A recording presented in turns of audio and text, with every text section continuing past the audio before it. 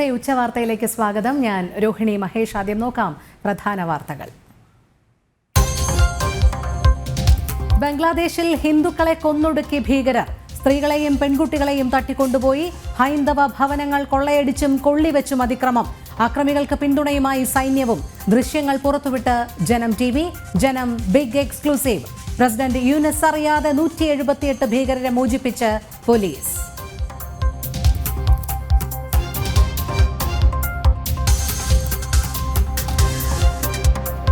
الفيلق الخامس من أهالي حوران متوجها إلى فندق الفور سيزن للاجتماع وتسليم مؤسسات الدولة. സിറിയയുടെ നിയന്ത്രണം പിടിച്ചെടുത്ത ഭീകരർ. ജയിലുകൾ തകർത്ത് തടവുകാരെ മോചിപ്പിച്ചു. ബാഷർ അൽ അസദിനെ പുറത്താക്കിയെന്ന് ഭീകരർ. ഭീകരരെ നിയന്ത്രിക്കുന്നത് അൽ ഖൈദയും IS-ഉം. രാജ്യം അംഗീകരിക്കുന്ന നേതാവുമായി സഹകരിക്കുമെന്ന് പ്രധാനമന്ത്രി മുഹമ്മദ് അൽ ജലാലി. സിറിയയിൽ ഗുരുതരാവസ്ഥയെന്ന റഷ്യയും അറബ് രാജ്യങ്ങളും ഇടപെടാനില്ലെന്ന് അമേരിക്ക.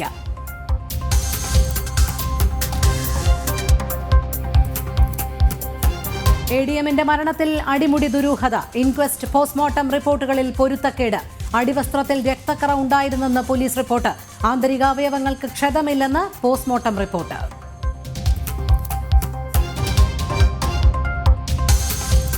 മുനമ്പത്തിനൊപ്പം BJP ദേശീയ നേതൃത്വം. സമരക്കാരെ സന്ദർശിച്ച് പ്രകാശ് ജാവ്ദേക്കർ. മോദി സർക്കാർ നീതി ഉറപ്പാക്കുമെന്ന് കേരള പ്രഭാരി.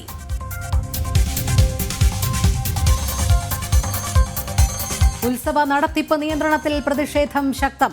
സർക്കാർ ഇടപെടണമെന്ന് ഉത്സവാഘോഷ കമ്മിറ്റികളും തിരുവമ്പാടി പാറമേക്കാവ് ദേവസ്വങ്ങളും പൂരപ്രേമികളും. നിയമനിർമ്മാണം നടത്തണമെന്ന ആവശ്യം. ദേവസ്വങ്ങളുടെ യോഗം ഇന്ന് തൃശൂരിൽ. സംസ്ഥാനത്ത് പച്ചക്കറികൾക്ക് പൊള്ളുന്ന വില. 300 കടന്ന് മുരിങ്ങയ്ക്കായ. ഒരു മാസത്തിനിടെ സവാളയ്ക്ക് കൂടിയത് 45 രൂപ. തമിഴ്നാട്ടിലെ കനത്ത മഴയാണ് കാരണമെന്ന് വ്യാപാരികൾ.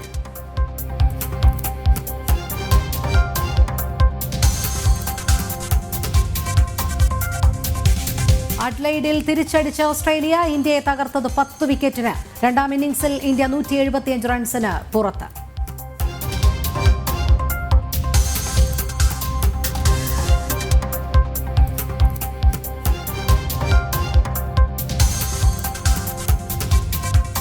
വിശദമായ വാർത്തകൾ നോക്കാം. സിറിയ കീഴടക്കിയതായി ഭീകര സംഘടനയായ ഹയത് തെഹ്രിർ അൽ-ഷം. സിറിയൻ പ്രധാനമന്ത്രി മുഹമ്മദ് അൽ ജലാലി IS നിയന്ത്രിക്കുന്ന ഭീകര സംഘടനയ്ക്ക് അധികാരം കൈമാറിയെന്ന റിപ്പോർട്ട്. രാജ്യം അംഗീകരിക്കുന്ന നേതാവുമായി സഹകരിക്കുമെന്ന് പ്രധാനമന്ത്രി Al Jalali. Syrian president Bashar al Assad ഡമാസ്കസിൽ നിന്ന് പലായനം ചെയ്തു. അസദിനെ പുറത്താക്കിയതായി ഭീകരർ ദേശീയ ടെലിവിഷനിലൂടെ അറിയിച്ചു. ഇന്റർനാഷണൽ ഡെസ്കിൽ നിന്ന് ഐസൻ ജോസ് ചേരുന്നു കൂടുതൽ വിവരങ്ങളുമായി. ഐസൻ, ഏറ്റവും പുതിയ വിശദാംശങ്ങൾ.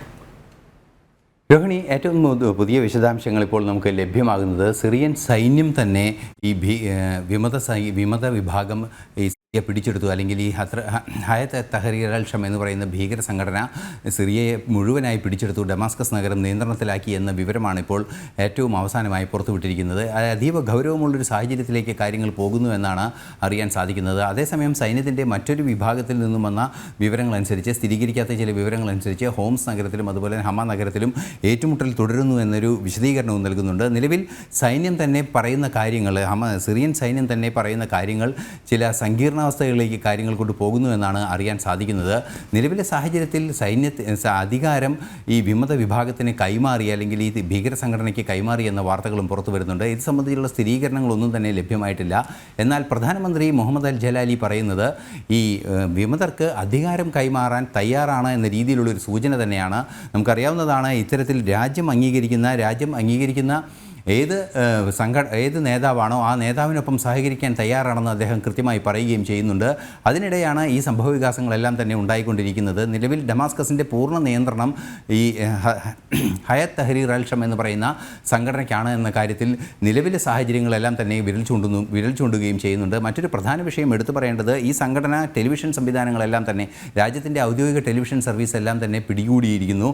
ആ ടെലിവിഷൻ സംപ്രേഷണത്തിലൂടെ വളരെ കൃത്യമായ ഈ ഭീകര സംഘടന അറിയിച്ചിരിക്കുന്നത് തങ്ങളുടെ നിയന്ത്രണത്തിലാണ് ഡമാസ്കസും അതുപോലെ തന്നെ സിറിയയും എന്നാണ്. അതായത് ഔദ്യോഗികമായ സംവിധാനങ്ങളിലൂടെയെല്ലാം തന്നെ ഈ വിഭാഗത്തിൻ്റെ ഹയത്ത് തഹ്രീർ അൽ ഷം എന്ന് പറയുന്ന ഭീകര സംഘടനയുടെ ഇടപെടലുണ്ടായിരിക്കുന്നു എന്നാണ് അറിയാൻ സാധിക്കുന്നത്. നിലവിലെ സാഹചര്യത്തിൽ സങ്കീർണമായ സ്ഥിതിവിശേഷം നിലനിൽക്കുന്ന ഒരു പശ്ചാത്തലമാണ് സിറിയയിൽ മനസ്സിലാക്കാൻ സാധിക്കുന്നത്. അതിനിടെയാണ് നേരത്തെ രോഹിണി സൂചിപ്പിച്ചതുപോലെ സിറിയയിലെ സംഭവവികാസങ്ങൾ അതീവ ഗുരുതരമെന്ന് ചൂണ്ടിക്കാട്ടി റഷ്യ ഉൾപ്പെടെയുള്ള അറബ് രാജ്യങ്ങൾ ഉൾപ്പെടെ, അതായത് Saudi Arabia, Jordan, Egypt, Iraq, Qatar, Iran, Turkey തുടങ്ങിയ രാജ്യങ്ങളാണ് ഒരു സംയുക്ത പ്രസ്താവന പുറത്തിറക്കിയിരിക്കുന്നത്. സംയുക്ത പ്രസ്താവനയിൽ പറയുന്നത് ഈ പ്രദേശത്തെ വിഷയങ്ങളെല്ലാം തന്നെ അതീവ ഗുരുതരമായ ഒരവസ്ഥയിലാണ് പോകുന്നത് എന്നാണ്.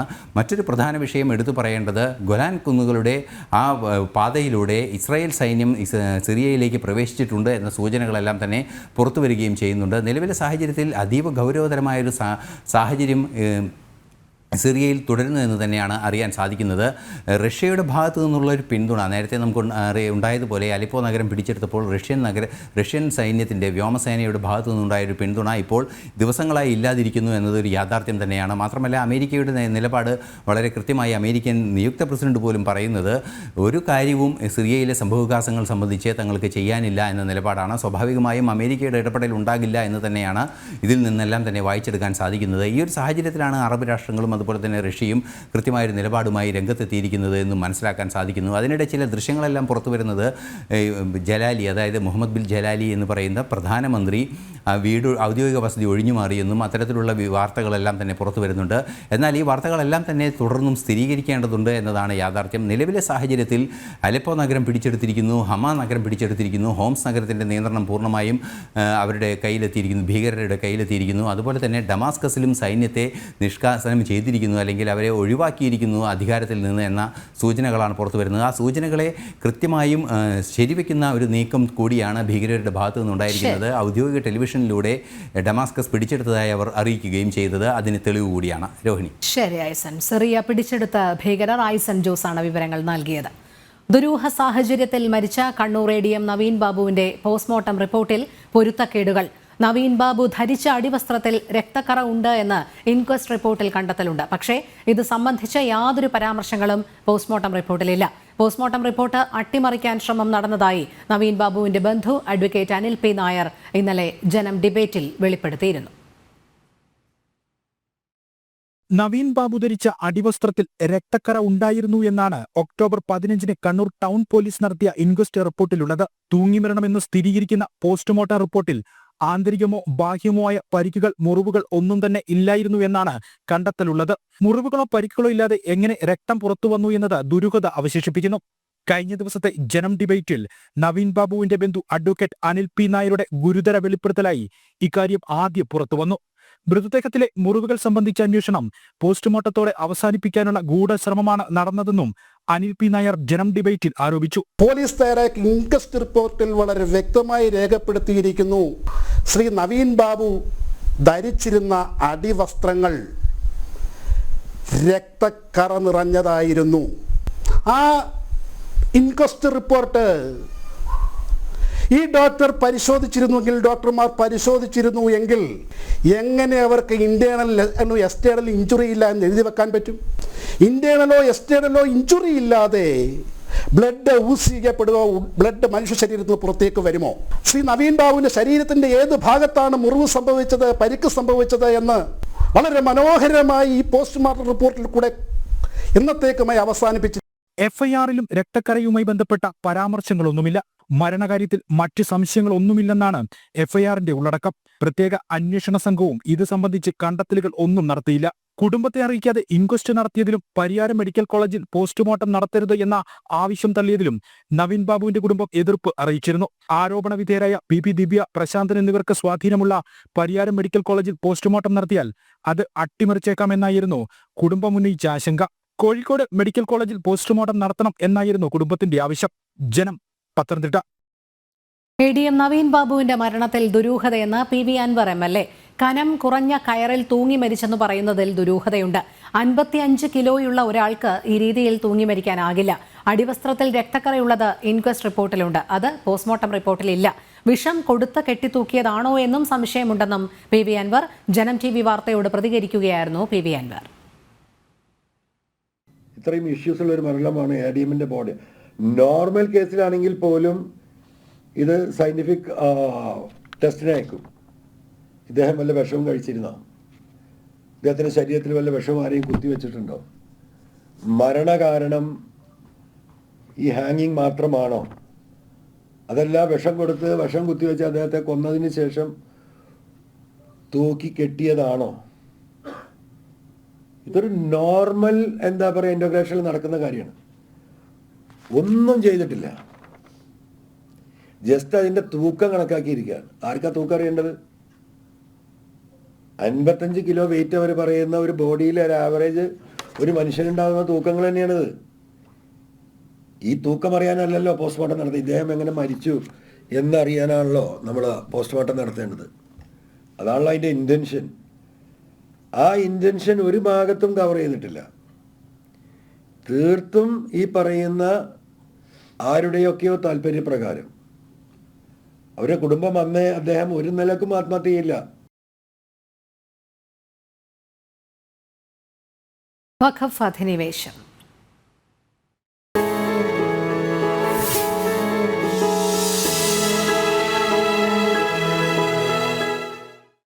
മുനമ്പം ജനങ്ങൾക്ക് മോദി സർക്കാർ നീതി ഉറപ്പാക്കുമെന്ന് പ്രകാശ് ജാവ്ദേക്കർ.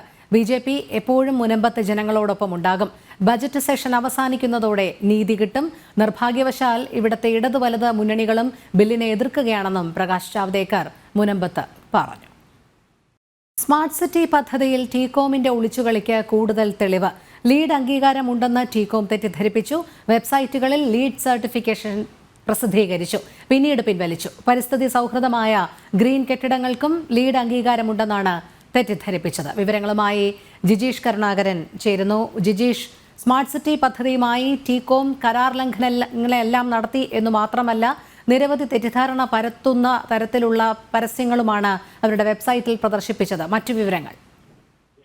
രോഹിണി, സ്മാർട്ട് സിറ്റി പദ്ധതിയുടെ കാര്യത്തിൽ തുടക്കം മുതൽ തന്നെ ടീകോമിന് വേണ്ടി പ്രവർത്തിക്കുന്ന ഒരു സർക്കാർ അല്ലെങ്കിൽ അതുമായി ബന്ധപ്പെട്ട വിവരങ്ങൾ പുറത്തു വരുന്നു. ടീകോം ഇക്കാര്യത്തിൽ നടത്തിയിട്ടുള്ള പദ്ധതിയിൽ നിന്ന് പിന്മാറ്റം, പദ്ധതിയിൽ താല്പര്യം കാണിക്കാതിരിക്കുക അടക്കമുള്ള കാര്യങ്ങളിൽ കൂടുതൽ വ്യക്തത വരുന്നു. അതേ ഘട്ടത്തിൽ തന്നെയാണ് ടീകോമിന്റെ ഇത്തരത്തിലുള്ള ഒളിച്ചുകളിൽ കൂടി പുറത്തു വരുന്നത്. കാരണം ലീഡ് അംഗീകാരമുണ്ടെന്നാണ് ടീകോം തെറ്റിദ്ധരിപ്പിച്ചിരുന്നത്. വെബ്സൈറ്റുകളിൽ ലീഡ് സർട്ടിഫിക്കേഷൻ പ്രസിദ്ധീകരിക്കുകയും ചെയ്തിരുന്നു. അത് പിന്നീട് പിൻവലിക്കുകയായിരുന്നു. പരിസ്ഥിതി സൗഹൃദമായ ഗ്രീൻ കെട്ടിടങ്ങൾക്കുള്ള ലീഡ് അംഗീകാരമുണ്ടെന്നാണ് തെറ്റിദ്ധരിപ്പിച്ചത്. സ്മാർട്ട് സിറ്റിയുടെയും ഒപ്പം തന്നെ KSIDCയുടെയും എല്ലാം വെബ്സൈറ്റുകളിൽ ലീഡ് സർട്ടിഫിക്കേഷൻ പ്രസിദ്ധീകരിക്കുകയും ചെയ്തിരുന്നു. ലീഡ് സർട്ടിഫിക്കേഷൻ സംബന്ധിച്ച് വിവരാവകാശ മറുപടിക്ക് പിന്നാലെയായിരുന്നു വെബ്സൈറ്റുകളിൽ വിവരങ്ങൾ പിൻവലിച്ചത്. ഈ ചോദ്യങ്ങൾ ചോദിച്ചു, അതിന് കൃത്യമായി മറുപടി നൽകേണ്ടി വരുമെന്ന ഘട്ടത്തിൽ മാത്രമാണ് തെറ്റിദ്ധരിപ്പിക്കുന്ന ഇത്തരമൊരു വിവരം വെബ്സൈറ്റുകളിൽ നിന്ന് പിൻവലിക്കാൻ തയ്യാറാവുകയും ചെയ്തത്.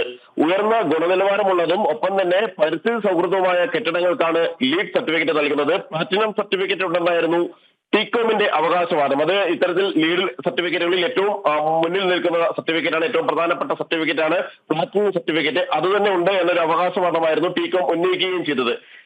മാത്രമല്ല ഇവരുടെ വെബ്സൈറ്റുകളിൽ ഇക്കാര്യം പ്രസിദ്ധപ്പെടുത്തി ലീഡ് സർട്ടിഫിക്കറ്റിനെ കുറിച്ച് അറിയില്ലെന്നാണ്. എന്നാൽ 2021 വിവരാവകാശ ചോദ്യത്തിന് KSIDC നൽകിയിരിക്കുന്ന മറുപടി യുഎസിലെ ഈ ഗ്രീൻ ബിസിനസ് സർട്ടിഫിക്കറ്റ് ഇൻകോർപ്പറേഷനെ ബന്ധപ്പെട്ടപ്പോൾ അപേക്ഷ പോലും നൽകിയിട്ടില്ല എന്നൊരു മറുപടിയും ഇക്കാര്യത്തിൽ ലഭിച്ചു. അങ്ങനെ വലിയ തോതിലുള്ള ഒരു തെറ്റിദ്ധരിപ്പിക്കുന്ന വിവരങ്ങൾ കൂടി ടീകോം ഉൾപ്പെടുത്തിയതിന്റെ കാര്യങ്ങൾ തന്നെയാണ് ഈ വിവരാവകാശ രേഖയിലൂടെ പുറത്തുവരികയും ചെയ്യുന്നത്. നിലവിൽ 1,00,000-ഓളം കമ്പനികളാണ് ലീഡ് സർട്ടിഫിക്കേഷനായി കാത്തിരിക്കുന്നത്. അതിനിടയിലാണ് ഇത്തരത്തിൽ ലഭിക്കാതെ തന്നെ ആ സർട്ടിഫിക്കേഷൻ ലഭിച്ചു എന്ന ഒരു പ്രചാരണം ടീകോം നടത്തുകയും ചെയ്തിട്ടുള്ളത്. നേരത്തെ സ്മാർട്ട് സിറ്റി പദ്ധതിയിൽ സർക്കാരിന്റെ കൂടുതൽ വീഴ്ചകൾ വ്യക്തമായിരുന്നു. പദ്ധതി പൂർത്തിയാക്കുന്നതിന് ടീകോമിന് സമയപരിധി സർക്കാർ നിശ്ചയിക്കാത്തതിന്റെ വിവരങ്ങൾ പുറത്തു വന്നിരുന്നു. ഇതിനെല്ലാം ഒപ്പമാണ് ടീകോമിന്റെ ഭാഗത്തു നിന്നും ഉള്ള വീഴ്ചകൾ കൂടി ഈ ഒരു ഘട്ടത്തിൽ വ്യക്തമാകുന്നത്. ശരി, ജിജീഷ് കരുണാകരനാണ് വിവരങ്ങൾ നൽകിയത്. നടൻ ദിലീപിന്റെ ശബരിമല ദർശനത്തിൽ വൻ ഉദ്യോഗസ്ഥ വീഴ്ച. ദിലീപിന് താമസമൊരുക്കിയത് ദേവസ്വം ഓഫീസ് കോംപ്ലക്സിൽ. മന്ത്രിയും ബോർഡ് അംഗങ്ങളും ഉന്നത ഉദ്യോഗസ്ഥരും താമസിക്കുന്ന ഇടത്ത് ദിലീപിന് മുറി നൽകി. താമസം അനുവദിച്ചത് പണം വാങ്ങാതെ. വീഴ്ച വരുത്തിയവർക്കെതിരെ കർശന നടപടിക്ക് നീക്കം. അന്വേഷണ റിപ്പോർട്ട് ദേവസ്വം ബോർഡിന് കൈമാറി. വിവരങ്ങളുമായി അഖിൽ പാലോട്ട് മഠം ചേരുന്നു. അഖിൽ, നടൻ ദിലീപിന്റെ VIP ദർശനവുമായി ബന്ധപ്പെട്ട് ഏതൊക്കെ തരത്തിലുള്ള കാര്യങ്ങൾ പരാമർശിച്ചുകൊണ്ടുള്ള റിപ്പോർട്ടാണ് ദേവസ്വം ബോർഡിന് കൈമാറിയിരിക്കുന്നത്? രോഹിണി, കഴിഞ്ഞ ദിവസം ദിലീപ് ഇവിടെ ദർശനത്തിനെത്തിയ പിറ്റേ ദിവസം തന്നെ കോടതിയുടെ പരാമർശമുണ്ടാകുന്നു. VIP ദർശനമാണ് നൽകിയത്, അത് ഭക്തജനങ്ങൾക്ക് ബുദ്ധിമുട്ടുണ്ടാക്കി എന്നതായിരുന്നു കോടതിയുടെ ഒരു പരാമർശം. ആ പരാമർശത്തിലാണ് ആഭ്യന്തര അന്വേഷണം നടത്തി ദേവസ്വം ബോർഡിന് ഇപ്പോൾ വിജിലൻസ് റിപ്പോർട്ട് കൈമാറിയിരിക്കുന്നത്. അതിൽ പ്രധാനമായും പറയുന്നത് ദേവസ്വം കോംപ്ലക്സ്, അതായത് ദേവസ്വം വകുപ്പ് മന്ത്രിയും ദേവസ്വം ബോർഡ് പ്രസിഡന്റും അംഗങ്ങളും മറ്റ് ഉന്നത ഉദ്യോഗസ്ഥരും താമസിക്കുന്ന ഇടത്ത് പണം വാങ്ങാതെ ദിലീപിന് താമസിക്കാനുള്ള സൗകര്യം ഒരുക്കി. ആ താമസം ഒരുക്കുന്നത് ദേവസ്വം ബോർഡ് മെമ്പറായിട്ടുള്ള സുന്ദരേശൻ മെമ്പറുടെ റൂമിലാണ് ദിലീപിന് താമസിക്കാനും അതുപോലെ തന്നെ മറ്റു സൗകര്യങ്ങളും ഒരുക്കി കൊടുത്തത് എന്നതാണ് ആ റിപ്പോർട്ടിൽ പറയുന്നത്. മറ്റൊരു കാര്യം കൂടി, എക്സിക്യൂട്ടീവ് ഓഫീസറുടെ ഭാഗത്തു നിന്നും അതുപോലെ തന്നെ ദേവസ്വം ജീവനക്കാരുടെ ഭാഗത്തു നിന്നും ഒക്കെ തന്നെ വീഴ്ച സംഭവിച്ചിട്ടുണ്ട്. അത് ദിലീപിനെ കൊണ്ടുപോകുന്നതിലേക്ക് വേണ്ടിയിട്ടുള്ള സൗകര്യങ്ങൾ ഒരുക്കിയത് ഉദ്യോഗസ്ഥരാണ് എന്ന തരത്തിലാണ് ഇപ്പോൾ റിപ്പോർട്ടിൽ പരാമർശിക്കുന്നത്.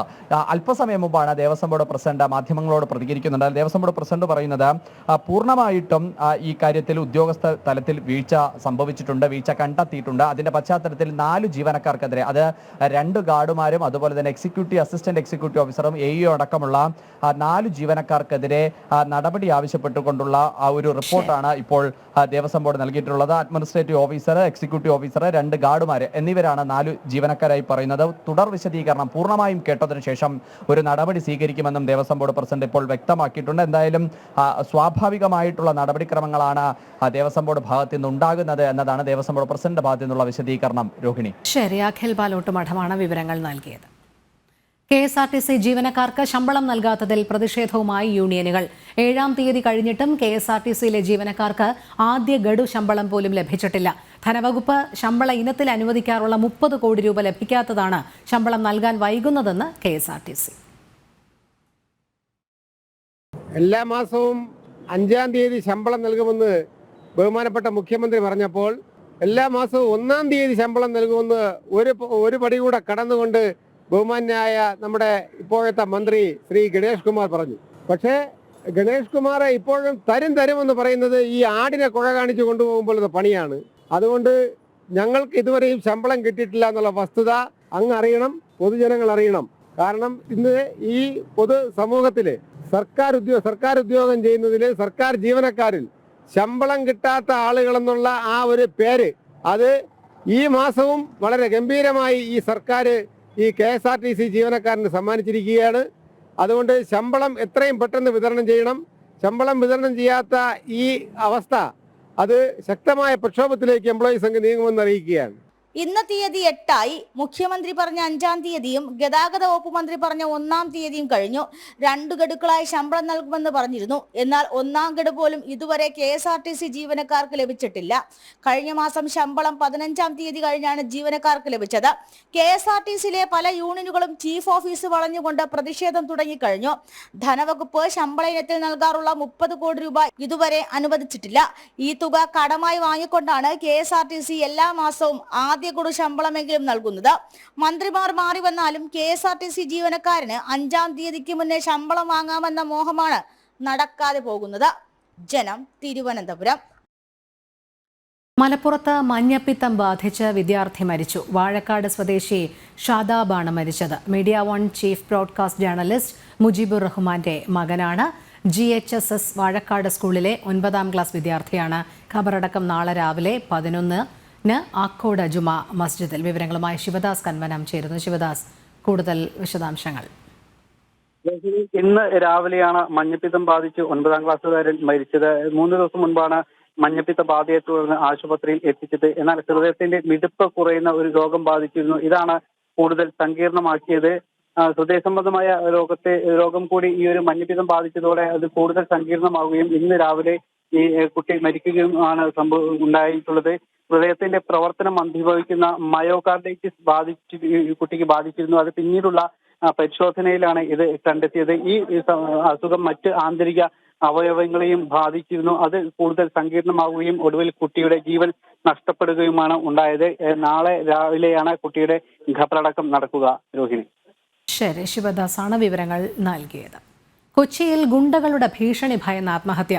തിരുവാണിയൂർ സ്വദേശി ബാബുവാണ് ജീവനൊടുക്കിയത്. ഗുണ്ടകളായ ഹരീഷ്, മാണിക്കൻ എന്നിവരുടെ മർദ്ദനത്തിന് ശേഷമാണ് ബാബു ജീവനൊടുക്കിയത്. ഗുണ്ടകൾ പ്രതികളായ കേസിൽ സാക്ഷി പറയാൻ എത്താത്തതിനെ തുടർന്നായിരുന്നു മർദ്ദനം. ഗുണ്ടകളുടെ ഭീഷണിയെ തുടർന്നാണ് ജീവൻ ഒടുക്കുന്നതെന്ന് ആത്മഹത്യാക്കുറിപ്പ് കണ്ടെത്തി. ജിജീഷ് കരുണാകരൻ ചേരുന്നു. ജിജീഷ്, എന്താണ് സംഭവം? രോഹിണി, കൊച്ചിയിൽ ഇതിനു മുമ്പും സമാനമായി തന്നെ ഗുണ്ടകളുടെ ഭീഷണിയും വിളയാട്ടങ്ങളും എല്ലാം തന്നെ നടന്നിട്ടുണ്ട്. ഇതേ രീതിയിൽ തന്നെ ഗുണ്ടകളുടെ ഒരു ഭീഷണി തുടർച്ചയായി തന്നെ ഭീഷണി ഉണ്ടായതിനെ തുടർന്നാണ് തിരുവാണിയൂർ സ്വദേശിയായ ബാബു ജീവനൊടുക്കിയത്. ഇതിൽ ഹരീഷ്, മാണിക്യൻ എന്നിവർ മർദ്ദിക്കുകയും ചെയ്തതായ വിവരം പുറത്തു വരുന്നുണ്ട്. അത്തരത്തിലുള്ള മൊഴികളുമുണ്ട്. ഗുണ്ടകൾ പ്രതികളായ കേസിൽ സാക്ഷി പറയാൻ എത്താത്തതിനെ തുടർന്നായിരുന്നു ഇത്തരത്തിലുള്ള ഒരു മർദ്ദനം ഉണ്ടായത്. സാക്ഷി പറയാൻ വേണ്ടി പലവട്ടം ഇവരെ നിർബന്ധിച്ചിരുന്നു, സമ്മർദ്ദം ചെലുത്തിയിരുന്നു എന്ന വിവരവും ലഭിക്കുന്നുണ്ട്. അങ്ങനെ ഭീഷണിക്ക് വഴങ്ങാത്തതിനെ തുടർന്നാണ് ഇവർ മർദ്ദിച്ചത്. തുടർന്നാണ് ഇവരുടെ ഭീഷണി ഭയന്നുകൊണ്ട് ബാബു ജീവനൊടുക്കിയത് എന്ന് ബന്ധുക്കളടക്കം പരാതിപ്പെടുകയും ചെയ്യുന്നുണ്ട്. ഇത്തരത്തിൽ ആത്മഹത്യാക്കുറിപ്പിലും ഗുണ്ടകളുടെ ഭീഷണിയെ തുടർന്നാണ് ജീവനൊടുക്കുന്നത് എന്ന കാര്യം ബാബു എഴുതി വെച്ചിരിക്കുന്ന ആത്മഹത്യാക്കുറിപ്പിലും വ്യക്തമാക്കുന്നുണ്ട്. അങ്ങനെയാണ് തിരുവാങ്കുളത്ത് ആണ് മരിച്ച നിലയിൽ കണ്ടെത്തിയത്. തുടർന്ന് ആത്മഹത്യാക്കുറിപ്പും ലഭിച്ചു. ആത്മഹത്യാക്കുറിപ്പ് പരിശോധിച്ചപ്പോഴാണ് അതിന് പിന്നിൽ ഈ ഗുണ്ടകൾ തുടർച്ചയായി നടത്തിയിട്ടുള്ള ഭീഷണി ഉണ്ടായിട്ടുണ്ട്. അവർക്ക് അനുകൂലമായ മൊഴി നൽകാനും സാക്ഷി പറയാനും തയ്യാറാകാത്തതിനെ തുടർന്നാണ് ഇത്തരത്തിൽ സമ്മർദ്ദവും മർദ്ദനവുമെല്ലാം ഉണ്ടായതിന്റെ വിവരങ്ങളും പുറത്തു വന്നിട്ടുള്ളത്. രോഹിണി, ശരി, ജിജീഷാണ് വിവരങ്ങൾ നൽകിയത്. സാമൂഹ്യ സുരക്ഷാ പെൻഷൻ തട്ടിപ്പ് കേസിൽ ഉദ്യോഗസ്ഥർക്കെതിരെയുള്ള സർക്കാർ തല അന്വേഷണം ഇഴയുന്നു. തട്ടിപ്പ് റിപ്പോർട്ട് ചെയ്ത് ദിവസങ്ങൾ പിന്നിടുമ്പോഴും ഉദ്യോഗസ്ഥർക്കെതിരെ നടപടിയെടുക്കാൻ കൂട്ടാക്കാതെ സർക്കാർ. കൂടുതൽ തട്ടിപ്പ് നടന്നിട്ടുണ്ടോ എന്ന ഇൻഫർമേഷൻ കേരള മിഷൻ പരിശോധനയും മന്ദഗതിയിൽ. ക്ഷേമ പെൻഷൻ അർഹത സംബന്ധിച്ച് അന്വേഷണം നടത്തിയ ഉദ്യോഗസ്ഥർ, വരുമാന സർട്ടിഫിക്കറ്റ് അനുവദിച്ച റവന്യൂ ഉദ്യോഗസ്ഥർ, പെൻഷൻ അനുവദിച്ച് നൽകിയ ഉദ്യോഗസ്ഥർ എന്നിവർക്കെതിരെ അന്വേഷണം നടത്തി നടപടി സ്വീകരിക്കണമെന്നാവശ്യപ്പെട്ടാണ് വിജിലൻസ് അന്വേഷണത്തിന് ഉത്തരവിട്ടത്. ഒപ്പം കൂടുതൽ തട്ടിപ്പ് നടന്നിട്ടുണ്ടോ എന്ന് പരിശോധിക്കാനായി ഇൻഫർമേഷൻ കേരള മിഷനെയും നിയോഗിച്ചു. അന്വേഷണത്തിന് ഉത്തരവിട്ട് ആഴ്ചകൾ പിന്നിടുമ്പോഴും അന്വേഷണം കാര്യക്ഷമമല്ല എന്നാണ് ഉയരുന്ന ആക്ഷേപം. അന്വേഷണത്തിന്റെ പ്രാഥമിക നടപടികൾ പോലും ആരംഭിക്കാൻ വിജിലൻസിന് ഇതുവരെ കഴിഞ്ഞിട്ടില്ല. തട്ടിപ്പ് നടത്തിയ ഉദ്യോഗസ്ഥരിൽ ഭൂരിഭാഗവും CPM അനുഭാവികളാണ്. പലരും ഉന്നത രാഷ്ട്രീയ ബന്ധമുള്ളവരും പെൻഷൻ അർഹത സംബന്ധിച്ച കാര്യങ്ങളിൽ പരിശോധന നടത്തേണ്ട ഉദ്യോഗസ്ഥരും ഇടത് അനുകൂല സംഘടനകളിലുള്ളവരാണ്. ഈ സാഹചര്യത്തിലാണ് അന്വേഷണം പ്രഹസനമാകുന്നതെന്ന ആക്ഷേപമുയരുന്നത്. കുറ്റകൃത്യവുമായി ബന്ധപ്പെട്ട കാര്യങ്ങളിലേക്ക് എത്താൻ വിജിലൻസിന് ഇതുവരെ കഴിഞ്ഞിട്ടില്ല. അന്വേഷണം അട്ടിമറിക്കാനും പാർട്ടിയിലെ ഉന്നതരുടെ ഇടപെടൽ ഉണ്ടായിട്ടുണ്ടോ എന്നതടക്കമുള്ള കാര്യങ്ങളിലും ആക്ഷേപമുണ്ട്. സമാനതകളില്ലാത്ത തട്ടിപ്പാണ് സാമൂഹ്യ സുരക്ഷാ പെൻഷന്റെ പേരിൽ നടന്നത്. സംസ്ഥാനത്തെ ഗസറ്റ് ഉദ്യോഗസ്ഥരടക്കം 1458 പേരാണ് ചട്ടം മറികടന്ന് സാമൂഹ്യ സുരക്ഷാ പെൻഷൻ കൈപ്പറ്റിയതായി കണ്ടെത്തിയത്. ജനം, തിരുവനന്തപുരം. ശരണമെൻ്റെയ്യപ്പ. ശരണമെൻ്റെയ്യപ്പ പവർഡ് ബൈ അഴകുള്ള മുടിക്ക് വേണം total care from AVA Kottakkal Ayurveda. ശരിയായ ആയുർവേദം, ശരിയായ ഫലപ്രാപ്തി. കോ പവർഡ് ബൈ ഇനി എന്നും നിങ്ങളുടെ പ്രഭാത ഭക്ഷണം BKD സ്റ്റീം പുട്ടുപൊടി, rich and soft. Bharat Lajna multi state housing cooperative society limited, Kerala, Tamil Nadu and Pondicherry. Gold, diamond, Gems. ആതുര സേവന രംഗത്ത് സമർപ്പിത സേവനത്തിന്റെ 50 വർഷങ്ങൾ. ഭാരത് ഹോസ് in association with Makarajyothi group of companies, Pune, Maharashtra. ഇനി നമ്മുടെ വീട്ടിൽ ഉദയഭാരത് കലണ്ടർ തന്നെ. ചക്കുളത്തുകാവിൽ പൊങ്കാല 2024 ഡിസംബർ 13 വെള്ളിയാഴ്ച.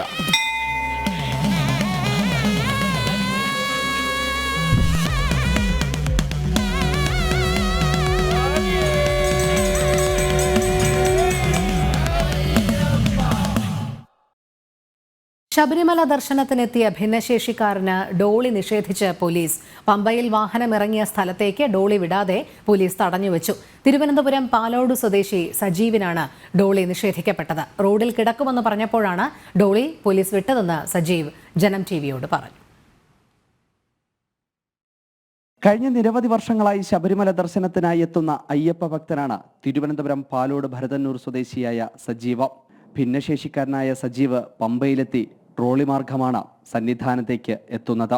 എന്നാൽ കഴിഞ്ഞ ദിവസം ശബരിമല ദർശനത്തിനെത്തുമ്പോൾ പമ്പയിൽ വാഹനമിറങ്ങിയ സ്ഥലത്തേക്ക് ട്രോളി ചെല്ലാൻ പോലീസ് അനുവദിച്ചില്ല. വന്നാരൊക്കെ നമ്മൾ നിഷ്ഠമായ രീതിയിൽ പമ്പയിൽ ഇറക്കി വിട്ടിട്ട് ഡോളി വിട്ടുതരില്ല. ഡോളി ഉണ്ടെങ്കിൽ മാത്രമേ എനിക്ക് അയ്യപ്പനെ കാണാനുള്ള ഇതുള്ളൂ. അതുകൊണ്ട് എനിക്ക് ഡോളി കയറാനുള്ള സമയം കിട്ടിയില്ല. ഒരുപാട് താമസിച്ചു. ഒരു സാറ് വന്നിട്ട് പറഞ്ഞ് ഡോളി ബുക്ക് ചെയ്ത് തരാമെന്ന് പറഞ്ഞ് പോയിട്ട് ആ സാറിനെ പിന്നെ കണ്ടതുമില്ല. ഡോളിക്കാർ വന്നപ്പോൾ ഡോളിക്കാർ അവിടെ നിന്ന് ഇങ്ങോട്ട് കടത്തിവിടാതായി. നമ്മൾ വളരെ ബുദ്ധിമുട്ടിൽ കൂടിയാണ് നമ്മൾ ആ ഡോളിക്കാരെ നമ്മൾ പിന്നെ സമാധാനപ്പെടുത്തി അവരെ നമ്മളെ ഏറ്റു പറഞ്ഞാണ് അവർ ഡോളി എടുത്തത്. തന്റെ ബുദ്ധിമുട്ടുകൾ പറഞ്ഞിട്ടും പോലീസ് കേട്ടില്ലെന്നും പിന്നെ സേവാഭാരതി പ്രവർത്തകർ ഇടപെട്ടാണ് സന്നിധാനത്തേക്ക് എത്തിച്ചത്. ഒരു സാറ് പോയിട്ട് പറഞ്ഞു നിങ്ങൾക്ക് ഇപ്പോൾ ഡോളി വരുമെന്ന് പറഞ്ഞു. അവിടെ വേറെ സുഹൃത്ത് നിന്ന് അദ്ദേഹം കൂടെ ഇടപെട്ടു ആണ് ഡോളി വന്നത്. അപ്പോൾ ഡോളിയുടെ പറഞ്ഞ് എന്ത് സംഭവിച്ചാലും നമ്മൾ ഏറ്റോളാം എന്ന് ഡോളിയായി പുള്ളിയോട് സംസാരിച്ചാണ് അവർ ഡോളി കൊണ്ടുവന്നത്. ദേവസ്വം അധികൃതരെ വിവരം അറിയിച്ചിട്ടും നടപടിയുണ്ടായില്ലെന്നും സജീവൻ പറയുന്നു. എന്നാൽ വിവരം ശ്രദ്ധയിൽപ്പെട്ടിട്ടില്ലെന്നും പരിശോധിക്കാമെന്നുമാണ് ദേവസ്വം ബോർഡിന്റെ വിശദീകരണം. അഖിൽ പാലോട്ടുമഠം, ജനം, സന്നിധാനം. ഏകാദശിക്കൊരുങ്ങി ഗുരുവായൂർ.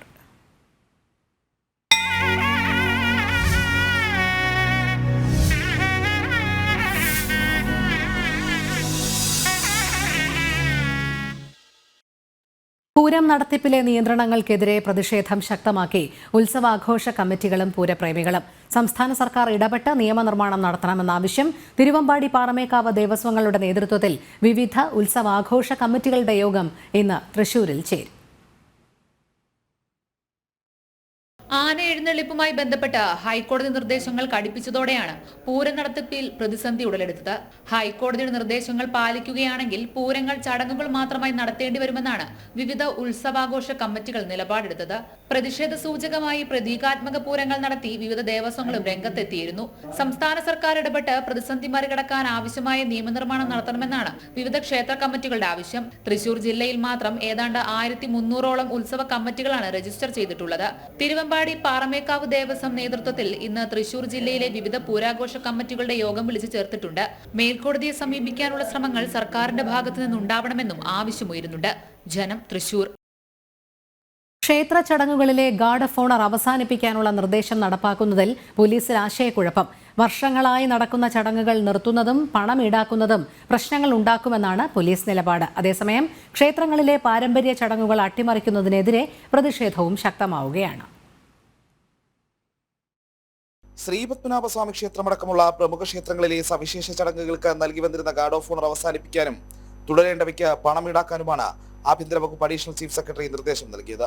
എന്നാൽ ഇത് നടപ്പിലാക്കുന്നതിൽ ആശയക്കുഴപ്പത്തിലാണ് സംസ്ഥാന പോലീസ്. വർഷങ്ങളുടെ പാരമ്പര്യമുള്ള ചടങ്ങുകൾ ആചാരപരമായി തന്നെയാണ് പോലീസ് ഉദ്യോഗസ്ഥർ നിർവഹിച്ചു വരുന്നത്. ഇതൊറ്റയടിക്ക് നിർത്തലാക്കുന്നതും തുടരുന്നതിന് പണം ഈടാക്കുന്നതും പ്രശ്നങ്ങൾ സൃഷ്ടിക്കുമെന്നാണ് സേനയിലെ പൊതുവികാരം. തിരുവനന്തപുരത്തെ നവരാത്രി വിഗ്രഹ ഘോഷയാത്രയ്ക്ക് സംസ്ഥാന അതിർത്തിയിൽ നൽകുന്ന ഗാർഡ് ഓഫ് ഓണറും അകമ്പടിയും, പത്മനാഭസ്വാമി ക്ഷേത്രത്തിലെ ആറാട്ടിനുള്ള അകമ്പടി എന്നിങ്ങനെ ഒഴിവാക്കാൻ കഴിയാത്ത ആചാരങ്ങൾ ഒരുപാടുണ്ട്. അതിനാൽ തന്നെ നിർദ്ദേശം അപ്രായോഗികമെന്നും സേനയ്ക്കുള്ളിൽ വിമർശനമുയരുന്നു. അതേസമയം ഗാർഡ് ഓഫ് ഓണർ നിർത്തലാക്കുന്നതിനെതിരെ പ്രതിഷേധം ശക്തമാകുകയാണ്. സർക്കാർ തീരുമാനം ക്ഷേത്ര താൽപര്യങ്ങൾക്ക് വിരുദ്ധമാണെന്ന് BJP ദേശീയ നിർവാഹക സമിതി അംഗം കുമ്മനം രാജശേഖരൻ കുറ്റപ്പെടുത്തി. ഒരു കൂടിയാലോചനയും കൂടാതെ ക്ഷേത്രങ്ങളുമായി സംസാരിക്കുകയോ ചർച്ച ചെയ്യുകയോ ഒരറിയിപ്പ് നൽകുകയോ ഒന്നും ചെയ്യാതെ ഏകപക്ഷീയമായി സർക്കാർ ഇത്തരത്തിൽ ഒരു തീരുമാനമെടുക്കുന്നത് തീർച്ചയായും ക്ഷേത്ര താൽപര്യങ്ങൾക്ക് വിരുദ്ധമാണ്, ധ്വംസനമാണ്. സർക്കാർ ഭരിക്കുന്ന രാഷ്ട്രീയ പാർട്ടികളുടെ ഇംഗിതത്തിനനുസരിച്ചും അവരുടെ പ്രത്യയശാസ്ത്രത്തിൻ്റെ പ്രചരണത്തിനും സംരക്ഷണത്തിനും ഒക്കെ വേണ്ടി ക്ഷേത്രങ്ങളെ വേദിയാക്കി മാറ്റുകയാണ്. തീരുമാനത്തിൽ നിന്ന് സർക്കാർ പിന്നോട്ട് പോയില്ലെങ്കിൽ ശക്തമായ പ്രതിഷേധം സംഘടിപ്പിക്കാനാണ് ഹൈന്ദവ സംഘടനകളുടെയും നിലപാട്. ജനം, തിരുവനന്തപുരം. കേന്ദ്ര സർക്കാർ പൂർണ്ണമായും ധനസഹായം നൽകിയിട്ടും അമൃത് പദ്ധതിയിൽ സംസ്ഥാന സർക്കാർ വരുത്തിയത് ഗുരുതര വീഴ്ച. ഒന്നാം അമൃത് പദ്ധതിയുടെ കാലാവധി അവസാനിക്കുമ്പോഴും കേരളം പൂർത്തിയാക്കാനുള്ളത് 947 കോടി രൂപയുടെ പദ്ധതികളാണ്. 1161 കോടി രൂപ സംസ്ഥാനത്തിന് കേന്ദ്ര സർക്കാർ കൈമാറിയിരുന്നു.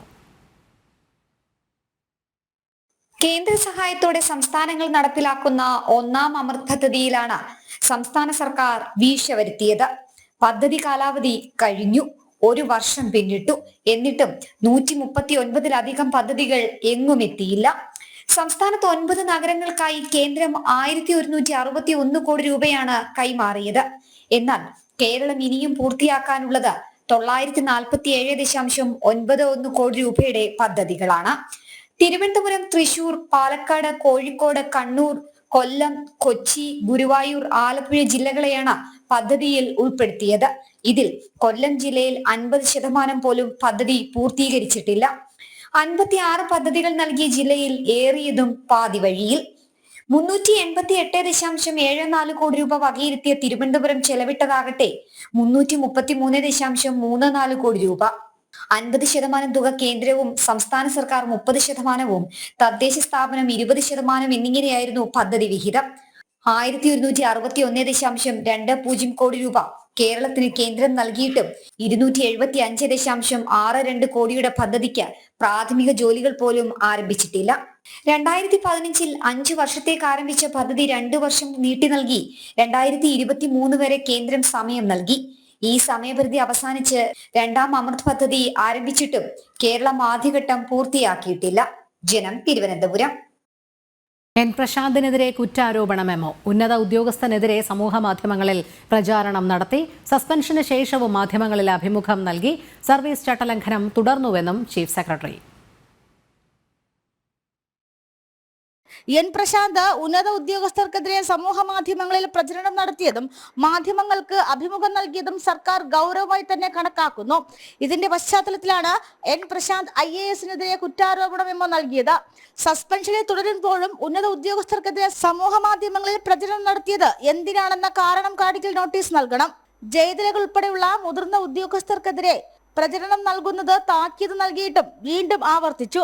ചീഫ് സെക്രട്ടറി തയ്യാറാക്കിയ റിപ്പോർട്ടിന്റെ അടിസ്ഥാനത്തിലാണ് എൻ പ്രശാന്തിനെതിരെ സർക്കാർ നടപടിയെടുത്തത്. IAS തലപ്പത്തെ ചേരിപ്പോര് സർക്കാരിനെ വലിയ രീതിയിലുള്ള നാണക്കേടായി മാറുകയായിരുന്നു. തുടർന്നായിരുന്നു ചീഫ് സെക്രട്ടറി അന്വേഷണം നടത്തിയത്. സസ്പെൻഷനിലായ എൻ പ്രശാന്ത് അഡ്മിനിസ്ട്രേറ്റീവ് ട്രിബ്യൂണലിനെ സമീപിക്കാനിരിക്കവെയാണ് വിശദീകരണം തേടിക്കൊണ്ട് ചീഫ് സെക്രട്ടറി ചാർജ് മെമ്മോയും നൽകുന്നത്. ജനം, തിരുവനന്തപുരം. ടൂറിസം വകുപ്പ് കൊട്ടിഘോഷിച്ച് പ്രഖ്യാപിച്ച ഹെലി ടൂറിസം പദ്ധതിയിൽ സംസ്ഥാന സർക്കാർ പണം മുടക്കില്ല. സാമ്പത്തിക ബാധ്യത ഏറ്റെടുക്കാനാകില്ലെന്ന് വ്യക്തമാക്കിയാണ് ടൂറിസം വകുപ്പ് ഉത്തരവിറക്കിയിരിക്കുന്നത്. പദ്ധതി പൂർണ്ണമായും സ്വകാര്യ മേഖലയെ ഏൽപ്പിക്കാനാണ് സർക്കാർ നീക്കം. കരട് ഹെലി ടൂറിസം നയത്തിന് അംഗീകാരം നൽകിയ സർക്കാർ ഉത്തരവിലാണ് പദ്ധതികൾക്കായി സംസ്ഥാന സർക്കാർ പണം മുടക്കില്ലെന്ന് വ്യക്തമാക്കിയിരിക്കുന്നത്. സർക്കാരിന് സാമ്പത്തിക ബാധ്യതയുണ്ടാകരുതെന്ന വ്യവസ്ഥ പ്രത്യേകമായി തന്നെ ഉത്തരവിൽ ഉൾപ്പെടുത്തിയിരിക്കുന്നു. ഇപ്പോഴും ഭാവിയിൽ നയം നടപ്പിലാക്കുന്ന ഘട്ടത്തിലും സർക്കാരിന് സാമ്പത്തിക ബാധ്യത ഉണ്ടാകരുത്. നയം നടപ്പിലാക്കുമ്പോൾ ഏതെങ്കിലും തരത്തിലുള്ള സാമ്പത്തിക ബാധ്യതകൾ ഉണ്ടാവുകയാണെങ്കിൽ സർക്കാരിന്റെ അനുമതി തേടണമെന്നും വ്യവസ്ഥയിൽ പറയുന്നു. വലിയ പ്രചാരണം നൽകി നടപ്പിലാക്കുന്ന ഹെലി ടൂറിസം പദ്ധതി പൂർണ്ണമായും സ്വകാര്യ മേഖലയെ ഏൽപ്പിക്കാനാണ് സർക്കാർ ലക്ഷ്യമിടുന്നത്. സർക്കാരുമായി അടുത്തു നിൽക്കുന്ന വ്യവസായികളാകും പദ്ധതിയുടെ പ്രധാന ഗുണഭോക്താക്കൾ എന്നതും വ്യക്തം. സീപ്ലെയിൻ പദ്ധതിയുമായി ബന്ധപ്പെട്ട് വനം വകുപ്പ് ഉയർത്തിയ ആശങ്കകൾ നിലനിൽക്കെയാണ് പരിസ്ഥിതി ലോല പ്രദേശങ്ങളിലേക്കടക്കം ഹെലികോപ്റ്റർ സർവീസുകൾ ആരംഭിക്കുന്നത്. പുതിയ നയപ്രകാരം സ്വകാര്യ നിക്ഷേപകർക്ക് ഹെലിപോർട്ടുകളും എയർ സ്ട്രിപ്പുകളും സർക്കാർ ഭൂമിയിലും നിർമ്മിക്കാനുള്ള അവസരം നൽകുന്നുണ്ട്. ഇതിനായി സബ്സിഡിയും ഇളവുകളും നൽകും. കൊച്ചി സ്മാർട്ട് സിറ്റി പദ്ധതിയുമായി ബന്ധപ്പെട്ടുള്ള അനുഭവം നിൽക്കെയാണ് വീണ്ടും സ്വകാര്യ സംരംഭകർക്ക് സർക്കാർ ഭൂമി കൈമാറാനുള്ള നീക്കം. ജനം, തിരുവനന്തപുരം. സംസ്ഥാനത്ത് പച്ചക്കറിക്ക് പൊള്ളുന്ന വില. ഒരു മാസത്തിനിടെ സവാളയ്ക്ക് കൂടിയത് 45 രൂപ. തമിഴ്നാട്ടിൽ കനത്ത മഴയെ തുടർന്നുണ്ടായ കൃഷിനാശമാണ് വില വർധനവിന് കാരണം എന്ന് വ്യാപാരികൾ പറയുന്നു. പത്തനംതിട്ടയിൽ സഹകരണ സംഘത്തിന്റെ പേരിൽ കോടികളുടെ തട്ടിപ്പ് നടന്നതായി പരാതി. അഗ്രികൾച്ചറൽ ഇംപ്രൂവ്മെന്റ് സഹകരണ സംഘത്തിൽ ജോലി വാഗ്ദാനം ചെയ്തായിരുന്നു തട്ടിപ്പ്. പണം നഷ്ടപ്പെട്ടവർ മുഖ്യമന്ത്രിക്ക് ഉൾപ്പെടെ പരാതി നൽകിയിട്ടുണ്ട്. തട്ടയിൽ പ്രവർത്തിക്കുന്ന അഗ്രികൾച്ചർ ഇംപ്രൂവ്മെന്റ് സഹകരണ സംഘത്തിന്റെ പേരിൽ 2015 മുതൽ തട്ടിപ്പിനിരയായ 11 പേരാണ് പരാതിയുമായി രംഗത്തെത്തിയത്. മാമൂട് സ്വദേശി വൈശാഖന്റെ നേതൃത്വത്തിലുള്ള സംഘം തട്ടിപ്പ് നടത്തിയെന്നാണ് പരാതി. ജോലി വാഗ്ദാനം ചെയ്ത് വൈശാഖനും ഭാര്യയും ബാങ്ക് ജീവനക്കാരെയും സമീപിച്ച് പണം തട്ടിയെന്ന് പരാതിക്കാർ പറയുന്നു. വൈശാഖൻ അഗ്രികൾച്ചർ ഇംപ്രൂവ്മെന്റ് സഹകരണ സംഘത്തിന്റെ പ്രസിഡന്റും പന്തളം തെക്കേക്കര പഞ്ചായത്ത് മുൻ പ്രസിഡന്റും പത്തനംതിട്ട ജില്ലാ സഹകരണ ബാങ്ക് ജീവനക്കാരനുമാണ്. ഓരോരുത്തരുമായി നല്ല ബന്ധമുണ്ടാക്കിയ ശേഷമാണ് ലക്ഷങ്ങൾ തട്ടിയതെന്ന് ഇരകൾ പറയുന്നു. പന്തളം തെക്കേക്കര ഗ്രാമപഞ്ചായത്തിന്റെ മുൻ പഞ്ചായത്ത് പ്രസിഡന്റും ഇപ്പോഴത്തെ ബാങ്കിന്റെ പ്രസിഡന്റ്, ഇപ്പോഴത്തെ സംഘടന നടത്തുന്ന സംഘത്തിന്റെ പ്രസിഡന്റുമാണെന്ന് പറഞ്ഞ് പരിചയപ്പെടുത്തി അവിടെ വന്ന് പരിചയം പുതുക്കി. എൻ്റെ ഭാര്യയുടെ ചേച്ചിയുടെ ഗറൂഫിലാണ് അവർ വരുന്നതെന്നാണ് പറയുന്നത്. നമുക്കറിയില്ല. വന്ന് പരിചയം പുതുക്കി ലോഫിയൊക്കെ പറഞ്ഞിട്ട് അവർക്ക് ബാങ്കുണ്ട്, ബാങ്കിൽ ഒരു നല്ല ക്ലർക്കൽ പോസ്റ്റിലേക്ക് ഇവിടുത്തെ മോന് ജോലി കൊടുക്കാം, ഒരു പൈസയും തരണ്ട എന്ന് പറഞ്ഞു. എന്നപ്പോൾ സന്തോഷം പറഞ്ഞങ്ങ് പോയി. പിന്നെ 2 ദിവസം കഴിഞ്ഞ് വീണ്ടും വന്നിട്ട് പറഞ്ഞു ബാങ്ക് ഡയറക്റ്റ് ബോർഡ് യോഗം കൂടി തീരുമാനം എടുത്തു മോന് തന്നെ ജോലി ഉറപ്പിക്കാൻ. അതുകൊണ്ട് അവിടെ ഡിപ്പോസിറ്റ് ആയിട്ട് ഒരു 10 ലക്ഷം രൂപ ഇടണമെന്നാണ് ബോർഡിന്റെ തീരുമാനം. പണം നഷ്ടപ്പെട്ടവർ മുഖ്യമന്ത്രിക്കടക്കം പരാതികൾ നൽകിയിട്ടുണ്ട്. നിലവിൽ നമ്മൾ 11 പേരോളം മുഖ്യമന്ത്രിക്ക് സേവനം പരാതി കൊടുത്തിട്ടുണ്ട്. ഇപ്പൊ അതുകൂടാതെ ഒരുപാട് ആൾക്കാരിനകത്തുണ്ട്, പുറത്ത് പറയാൻ പറ്റാത്ത ആൾക്കാർ പുറത്ത് കിടപ്പുണ്ട്. ഇത് നിലവിൽ നമ്മുടെ ഇത് ചാനലുകൾ പുറത്തു വരുമ്പോഴായിരിക്കും പലർക്കും ഒരുപാട് തട്ടിപ്പിന്റെ വ്യാപ്തം മനസ്സിലാവാൻ പറ്റും. ഇത്രയും നാളായിട്ട് 3,48,000 രൂപ കൊടുത്തിട്ടുണ്ട്. അതിന്റെ ഒരു ചെക്ക് പൊന്നമ്മ എന്നും പറഞ്ഞ ചെക്ക് എനിക്ക് 2019 തന്നു. എന്നാലേ മോന് ജോലി കൊടുക്കുവോ പൈസ തരുകയോ യാതൊരു കാര്യങ്ങളും ചെയ്തിട്ടില്ല. ഇനിയും കൂടുതൽ ആളുകൾ സഹകരണ സംഘത്തിന്റെ പേരിൽ കബളിക്കപ്പെട്ടിട്ടുണ്ട് എന്നാണ് പരാതിക്കാർ പറയുന്നത്. ജനം, പത്തനംതിട്ട. മലപ്പുറം കോട്ടയ്ക്കൽ നഗരസഭയിൽ BJP ഭരിക്കുന്ന വാർഡുകൾ അട്ടിമറിക്കാൻ ആസൂത്രിത നീക്കവുമായി LDF-ഉം UDF-ഉം. തദ്ദേശ തെരഞ്ഞെടുപ്പിന് 1 വർഷം മാത്രം അവശേഷിക്കെ മികച്ച പ്രവർത്തനങ്ങൾ നടത്തുന്ന BJP ഭരിക്കുന്ന വാർഡുകളെ ജനങ്ങൾക്ക് മുൻപിൽ അവമതിപ്പുണ്ടാക്കിക്കുകയാണ് ലക്ഷ്യം. ഇതിന്റെ ഭാഗമായാണ് നഗരസഭയിലെ 7ാം വാർഡിൽ അനധികൃതമായി ക്ഷേമ പെൻഷനുകൾ നൽകുന്നുണ്ടെന്ന പ്രചാരണവും വിജിലൻസ് അന്വേഷണവും. കോട്ടയ്ക്കൽ നഗരസഭയിലെ 7ാം വാർഡ് ദിവസങ്ങൾക്ക് മുൻപ് വലിയ ചർച്ചയായിരുന്നു.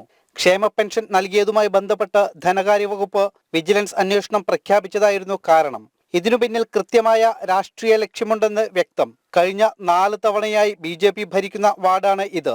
LDFും UDFും ഒരുമിച്ച് സാമ്പാർ മുന്നണിയായി മത്സരിച്ചിട്ടും ഈ വാർഡിനെ തിരിച്ചുപിടിക്കാൻ അവർക്ക് കഴിഞ്ഞിട്ടില്ല. 7ഉം 6ഉം വാർഡിൽ BJP കൗൺസിലർമാരാണ്. ഓരോ തിരഞ്ഞെടുപ്പിലും ഇരട്ടിയിലേറെ വോട്ടിന്റെ ഭൂരിപക്ഷത്തിനായിരുന്നു ഇവിടങ്ങളിൽ BJPയുടെ വിജയം. 7ാം വാർഡിലെ ഭരണം BJPയിൽ നിന്ന് മാറ്റാൻ വേണ്ടിയിട്ട് ആണ് സാമ്പാർ മുന്നണി കേരളത്തിൽ ഉണ്ടായിട്ടുള്ളത്. അതിനാദ്യം തുടക്കമിട്ടത് ഈ കോട്ടയ്ക്കൽ മുനിസിപ്പാലിറ്റിയിലാണ്. അത് അവിടുത്തെ ജനങ്ങൾ തള്ളിക്കളഞ്ഞിട്ടുണ്ട്. അത് കഴിഞ്ഞ് എല്ലാ തിരഞ്ഞെടുപ്പ് വരുമ്പോഴും ഈ അവിശുദ്ധ സഖ്യം ഉണ്ടായിട്ട് BJPയെ തോൽപ്പിക്കാൻ ഇവിടുത്തെ ഇടതുപക്ഷവും അതുപോലെ തന്നെ UDFും കെണിഞ്ഞ് ശ്രമിച്ചിട്ടും അവർക്ക് പരാജയപ്പെടുത്താൻ സാധിച്ചിട്ടില്ല. അതുകൊണ്ട് ഭാരതീയ ജനതാ പാർട്ടി ഇപ്പോൾ പറയുന്നത് ഇതുകൊണ്ടൊന്നും 7ാം വാർഡിലെ ജനങ്ങളെ തെറ്റിദ്ധരിപ്പിച്ചുകൊണ്ടോ അല്ലെങ്കിൽ അവരതുകൊണ്ടോ BJPയെ ഒരു മുൾമുനയെ നിർത്തിക്കൊണ്ടൊന്നും മുന്നോട്ട് പോകാനൊന്നും സാധിക്കില്ല. ജനങ്ങളിത് തിരിച്ചറിയും. ഇത് തിരിച്ചറിഞ്ഞുകൊണ്ട് അടുത്ത തെരഞ്ഞെടുപ്പിലും വൻ ഭൂരിപക്ഷത്തോടു കൂടി കോട്ടയ്ക്കൽ കൗൺസിലർമാരുടെ എണ്ണം വർദ്ധിക്കുമെന്ന് മാത്രമേ ഞങ്ങൾക്ക് ഈ കാര്യത്തിൽ പറയാനുള്ളൂ. തദ്ദേശ തിരഞ്ഞെടുപ്പിന് 1 വർഷം മാത്രം അവശേഷിക്കെ BJPയെ നഗരസഭയിൽ നിന്നും പൂർണ്ണമായും ഇല്ലാതാക്കുക എന്ന ലക്ഷ്യമാണ് ഇടത് വലത് മുന്നണികൾക്ക്. അതിന്റെ ഭാഗമായാണ് 7ാം വാർഡിനെ മാത്രം ലക്ഷ്യമിട്ട് ആരോപണവുമായി രംഗത്തെത്തിയത്. ക്ഷേമ പെൻഷൻ നൽകുന്നതിൽ അനർഹർ കടന്നുകൂടിയിട്ടുണ്ടെങ്കിൽ അത് പരിശോധിക്കണമെന്നാണ് BJPയുടെയും അഭിപ്രായം. 32 വാർഡുകളിലും പരിശോധന നടത്തണമെന്നാണ് ആവശ്യം. ഉദ്യോഗസ്ഥരുടെ തുടർ പരിശോധനയിലെ പാളിച്ചകളാണ് അനർഹർ കടന്നുകൂടാൻ കാരണം. ക്യാമറമാൻ കൃഷ്ണകുമാറിനൊപ്പം ശിവദാസ് കന്മനം, ജനം, മലപ്പുറം. വാഹന അപകടങ്ങൾ തുടർക്കഥയാകുന്നതിൽ വലിയൊരു പങ്ക് റോഡുകൾക്കുമുണ്ട്. അധികൃതർ അനാസ്ഥ കാണിക്കുമ്പോൾ അതിന്റെ ദുരിതം അനുഭവിക്കുന്നത് പൊതുജനങ്ങളാണ്.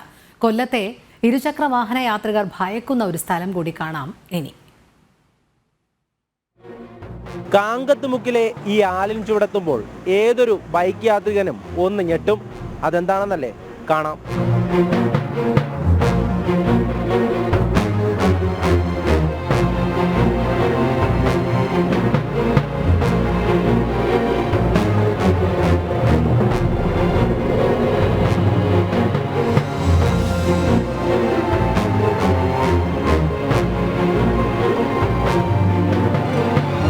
ഈ വളവൊന്ന് കടന്നു കിട്ടാൻ പെടാപ്പാടുപെടണം. ഒന്ന് അങ്ങോട്ടോ ഇങ്ങോട്ടോ തെറ്റിയാൽ പിന്നെ പറയണ്ട. കൊല്ലത്തേക്കുള്ള ഒരു പ്രധാന പാതയാണിത്. കാക്കത്തുമുക്കിലെ 3 കൂടുന്ന റോഡിൽ നിൽക്കുന്ന ആൽമരത്തിനരികിലാണ് ഈ ദുരവസ്ഥ. മാസങ്ങളായി ഈ റോഡ് ഇങ്ങനെ തന്നെയാണ്. റോഡിലെ കുഴികളിൽ വീഴുന്നവരെ ആശുപത്രിയിൽ എത്തിക്കലാണ് ഇവിടെയുള്ള ഓട്ടോ ഡ്രൈവർമാരുടെ ജോലി. ഇവിടെ നിരന്തരമായ ആക്സിഡൻ്റാണ് നടക്കുന്നത്. ഞങ്ങൾക്കിവിടെ ഈ ആക്സിഡൻ്റ് നടക്കുന്ന ആൾക്കാരെ കൊണ്ടുപോകാനേ സമയമുള്ളൂ. കുട്ടികൾ വീഴാറുണ്ട്, സ്കൂളിൽ പോകുന്ന കുട്ടികൾ വീഴും, ചില പെൺകുട്ടികൾ വീഴാറുണ്ട്. മെനങ്ങാൻ തന്നെ ഇവിടെ 2 പേര് ഇവിടെ ബൈക്കിൽ പോയ 2 പേര് വീണു. പരാതി ഞങ്ങൾ നിരന്തരം പറഞ്ഞു കുഴഞ്ഞു. ഇവിടെ ഇത് പൂർണ്ണമായിട്ടും ടാർ ചെയ്യാതെ ഒരു കാരണവശാലും ഇത് ശരിയാവത്തില്ല. പൂർണ്ണമായിട്ടും ടാർ ചെയ്യണം. PWD ഉദ്യോഗസ്ഥരോട് പലതവണ പരാതി ബോധിപ്പിച്ചു. എന്നാൽ അപകടങ്ങൾ കൂടുന്നതല്ലാതെ പരിഹാരമൊന്നുമില്ല.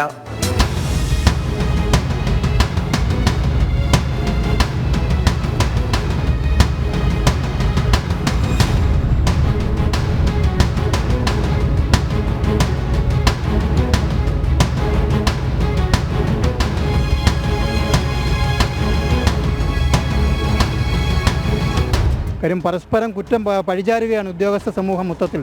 അതുകൊണ്ട് ഭരണകൂടം കണ്ണു തുറക്കണം, കടമ നിർവഹിക്കണം. ജനസേവനമാണല്ലോ ഏതൊരു ഭരണകൂടത്തിൻ്റെയും ആത്യന്തികമായ ലക്ഷ്യം. അത് നിറവേറ്റുവാൻ ഇവിടുത്തെ ഉദ്യോഗസ്ഥന്മാർ തയ്യാറാകണം. ഇതുവഴി നിരവധി വാഹനങ്ങൾ പോകുന്നില്ലേ? മന്ത്രിമാരുടെ പോകുന്നു, MLA-മാരെ പോകുന്നു, കളക്ടർ പോകുന്നു. ഇവർക്കിത് കാണാനുള്ള കണ്ണില്ലേ? കേൾക്കാനുള്ള മനസ്സില്ലേ? സാധാരണക്കാരായ പാവങ്ങൾ എത്ര പേരാണ് ഈ കുഴികളിൽ വന്ന് വീഴുന്നത്? എത്ര പേർക്ക് മുറിവുകൾ സംഭവിച്ചു? ഇതിനാർക്കും ഒരു മറുപടിയും സമാധാനവും ഇതിനെന്താണ് ഇതിന് ഉത്തരവെന്നുള്ളതാണ് ജനങ്ങൾക്ക് അറിയേണ്ടത്. ഇന്നലെ വരെ ഇവിടെ ഭയങ്കര അതിശക്തമായ സമരങ്ങൾ വരെ നടന്നു. നിരവധി പേര് PWD പോയി പ്രതിഷേധങ്ങൾ അറിയിച്ചു. ഒന്നിനും പരിഹാരമില്ല. ഇടയ്ക്ക് മുമ്പ് 4 മാസമോ 3 മാസമോ ആകും ഇച്ചിരി മണ്ണൊക്കെ ഇട്ട് പോയി 3 ദിവസം കഴിഞ്ഞപ്പോൾ അത് വെള്ളത്തിലങ്ങ് ഒലിച്ചു പോവുകയും ചെയ്തു. യാത്രക്കിടെ കുഴിയിൽ വീണവർക്കും ചിലത് പറയാനുണ്ട്. ഞങ്ങൾ ഈ കുട്ടികളുമായിട്ട് ഇതുവഴി വരുന്നപ്പം പല പ്രാവശ്യം ഇവിടെ വീഴുണ്ടായത്. ഒരു പ്രാവശ്യം ഞാനിവിടെ വണ്ടി ബ്രേക്ക് ചെയ്യുന്ന സമയത്ത് സൈഡിലോട്ട് ചരിഞ്ഞു വീണ്. എൻ്റെ മോൻ്റെ ഭാഗ്യത്തിന് ഞങ്ങൾ അപകടത്തിൽ നിന്ന് രക്ഷപ്പെട്ടു. ഞങ്ങളുടെ തൊട്ട് പുറവിന് മാമ്മൂട്ടിക്കടവിലോട്ട് വന്ന പ്രൈവറ്റ് ബസ്സും അല്ല ഫാസ്റ്റ് പാസഞ്ചർ ബസ്സും ഉണ്ടായിരുന്നു. പക്ഷേ ഞങ്ങൾ അന്ന് കഷ്ടിച്ച് അവരും ഈ റോഡിൻ്റെ കുണ്ടും കുഴിയും കണ്ടുകൊണ്ട് അവർ വളരെ സ്ലോയിൽ വന്നതുകൊണ്ട് ഞങ്ങൾ രക്ഷപ്പെട്ടു. വളവിന് സമീപത്തുള്ള ട്രാൻസ്ഫോമറിന്റെ കവചവും ഇപ്പോൾ വളഞ്ഞു തന്നെ. വേറൊന്നുമല്ല, ആർക്കോ അടിതെറ്റിയപ്പോൾ ഇടി കിട്ടിയുള്ള നിൽപ്പാണ്. മഴക്കാലമായാൽ ഈ കുഴികളിലൊക്കെ വെള്ളം കെട്ടി നിൽക്കും. പിന്നെ വീഴുന്നവർക്ക് വെള്ളക്കെട്ടിൽ നീന്തി കയറേണ്ടി വരും. എത്രയും വേഗം റോഡിന്റെ ദുരവസ്ഥയ്ക്ക് ശാശ്വതമായൊരു പരിഹാരം വേണമെന്നതാണ് നാട്ടുകാരുടെയും യാത്രക്കാരുടെയും ആവശ്യം.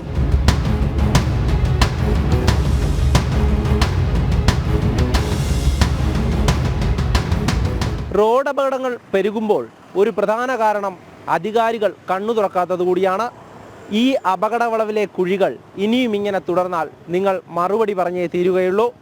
ക്യാമറമാൻ ബിജു പരവുനൊപ്പം എം മനോജ്, ജനം, കൊല്ലം. പ്രമുഖ ബിൽഡർമാരുടെ 100ഓളം പ്രോജക്ട് സ്റ്റാളുകളുമായി ക്രെഡായി പ്രോപ്പർട്ടി എക്സ്പോയുടെ 10ാം പതിപ്പ് തിരുവനന്തപുരത്ത്. തിരുവനന്തപുരം ഉദയ് കൺവെൻഷൻ സെന്ററിൽ ആരംഭിച്ച എക്സ്പോ മന്ത്രി വി ശിവൻകുട്ടി ഉദ്ഘാടനം ചെയ്തു. 40ൽ പരം ബിൽഡർമാരുടെ 140 പ്രോജക്റ്റുകളാണ് എക്സ്പോയിൽ പരിചയപ്പെടുത്തുന്നത്. ക്രെഡായി പ്രോപ്പർട്ടി എക്സ്പോയുടെ 10ാം പതിപ്പാണ് തിരുവനന്തപുരത്ത് ഉദയ കൺവെൻഷൻ സെന്ററിൽ കഴിഞ്ഞ ദിവസം ആരംഭിച്ചത്. 40ൽ പരം ബിൽഡർമാരുടെ 140ഓളം പ്രോജക്റ്റുകളാണ് എക്സ്പോയിൽ ഉൾപ്പെട്ടിട്ടുള്ളത്.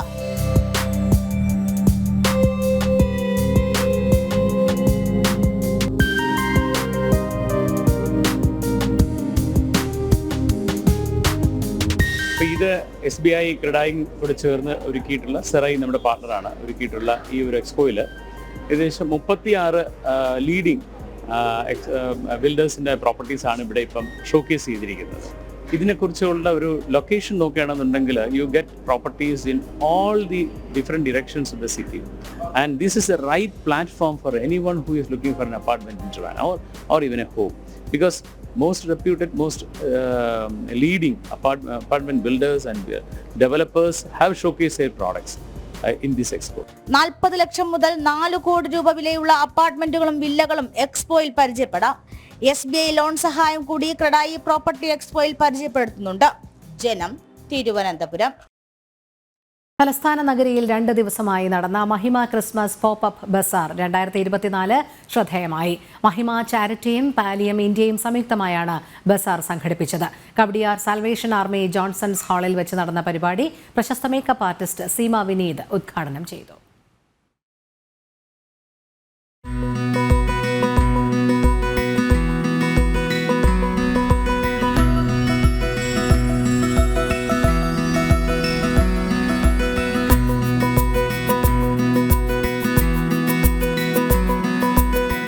ഈ വർഷത്തെ ക്രിസ്തുമസ് ആഘോഷങ്ങൾക്ക് തുടക്കം കുറിച്ചുകൊണ്ടാണ് മഹിമ ക്രിസ്മസ് ബസാർ 2024 കടന്നുപോയത്. പ്രകൃതി സൗഹൃദ ഉൽപ്പന്നങ്ങൾ ഉപഭോക്താക്കൾക്ക് പകർന്നു നൽകുന്നതിനുമപ്പുറമായി ഒരു വലിയ സന്ദേശം കൂടി മഹിമയുടെ ക്രിസ്മസ് ബസാർ നൽകി. കഴിഞ്ഞ 8 തവണയും ബസാർ വിജയകരമായിരുന്നു.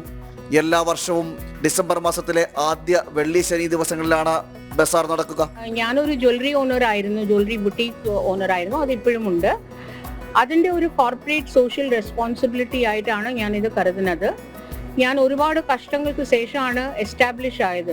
അപ്പോൾ ഒരു വുമൻ ഓൺടർപ്രനറിന് എന്തെല്ലാം തടസ്സങ്ങൾ വരും, എന്തെല്ലാം പ്രോഗ്രസ് ചെയ്യാനുള്ള മോട്ടിവേഷൻ ഇല്ലാതെ നമുക്ക് പഠിപ്പിച്ചു കൊടുക്കാതെ so many things you want to learn. അപ്പോൾ അങ്ങനെയുള്ള ഒരു പ്ലാറ്റ്ഫോം നമ്മൾ ഒരുക്കി കൊടുത്താൽ we should be able to help the startup women entrepreneurs. അങ്ങനെയാണ് ഒരു ചെറിയ ഒരു 5 ഓൺടർപ്രനേഴ്സിനെ വെച്ചിട്ട് തുടങ്ങിയതാണ് മഹിമ 9 years before. 50ലധികം വനിതാ സംരംഭകരാണ് തങ്ങളുടെ ഉൽപ്പന്നവുമായി മേളയിൽ അണിനിരുന്നത്.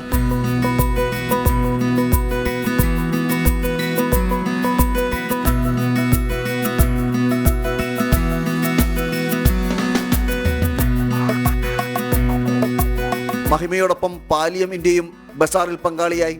കിടപ്പ് രോഗികളും മറ്റ് ശാരീരിക ബുദ്ധിമുട്ടുകൾ അനുഭവിക്കുന്നതുമായ ആളുകൾ നിർമ്മിച്ച ഉൽപ്പന്നങ്ങളാണ് പാലിയം ഇന്ത്യ മേളയിൽ എത്തിച്ചത്. ഇവിടെ ഈ കാണാവുന്ന ഈ പ്രോഡക്ട്സ് മുഴുവനും ഉണ്ടാക്കിയിരിക്കുന്നവർ ബെഡ് റിഡൻ ആയിട്ടുള്ള പേഷ്യൻസ് ഉണ്ട്, വീൽ ചെയറിലിരിക്കുന്ന പേഷ്യൻസ് ഉണ്ട്. അപ്പോൾ ഇവരെയൊക്കെ റീഹാബ് ചെയ്യുക. കാരണം ചിലപ്പം ബ്രെഡ് വിന്നർ ആയിരിക്കും വീടിൻ്റെ, അവർക്ക് വേറെ മാർഗമില്ല, എങ്ങനെയെങ്കിലും വീട് നടത്തിക്കൊണ്ട് പോകണ്ടേ. ഞങ്ങൾക്ക് ചെയ്യാൻ പറ്റുന്നത് ഞങ്ങളുടെ ഫുഡ് കിറ്റ്സ് കൊടുക്കുക, മെഡിസിൻസ് കൊടുക്കുക, ഇതൊക്കെ ചെയ്യുമെങ്കിലും അത് മാത്രമല്ലല്ലോ ജീവിതം. അപ്പോൾ അവർക്ക് വേണ്ടിയിട്ട് ഒരു എന്താ പറയുന്നത്, അവർക്കൊരു അവരുടെ ജീവിതം മുന്നോട്ട് കൊണ്ടുപോകാൻ വേണ്ടിയിട്ടാണ് ഞങ്ങളൊരു റീഹാബ് എക്സ്പോ ഇവിടെ നടത്താൻ തീരുമാനിച്ചത്. കാരണം ഇവരെ റീഹാബിലിറ്റേറ്റ് ചെയ്യാന്നുള്ളത് പാർട്ട് ഓഫ് ഞങ്ങളുടെ മിഷൻ ആണ്. തികച്ചും മാനുഷിക മൂല്യങ്ങളെ ഉയർത്തിപ്പിടിച്ചുകൊണ്ടാണ് മേള കടന്നുപോയത്. ഉൽപ്പന്നങ്ങളുടെ വിൽപ്പന എന്നതിനുമപ്പുറം ഒപ്പമുള്ളവരെ ചേർത്ത് നിർത്തുക എന്ന സന്ദേശവും പോപ്പപ്പ് ബസാർ പകർന്നു നൽകി. ജനം, തിരുവനന്തപുരം. ഉച്ചവാർത്ത പൂർണ്ണമാകുന്നു. അടുത്ത ബുള്ളറ്റിൻ അല്പസമയത്തിനകം. നമസ്തേ.